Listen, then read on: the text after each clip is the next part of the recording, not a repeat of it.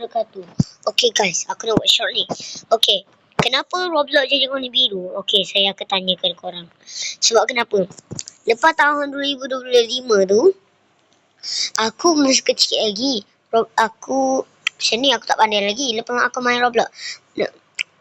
Nama Roblox tu RAYYY ada 3. Besok besok AN. Okay, nama aku absen ni aku telefon lah. Macam ni sebab kenapa Roblox ni warna biru. Lepas aku salah buang Roblox tu, tiba-tiba aku menangis lah, apalah. Dan aku minta dekat mak aku suruh download balik macam mana. Mak aku pun buat lah juga. Tiba-tiba mak aku salah tekan. Mak aku pergi dekat tak tahulah Play Store. Play Store.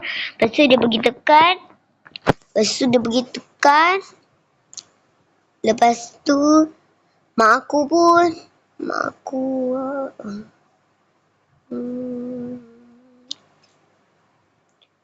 sekejap aku fikir. Mak aku pun pergi dekat Roblox macam mana nak dapat. Tiba-tiba mak aku salah tekan.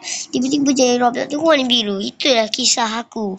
Dan jangan lupa nama saya di Roblox lain 15107. Dan terima kasih. Assalamualaikum warahmatullahi wabarakatuh.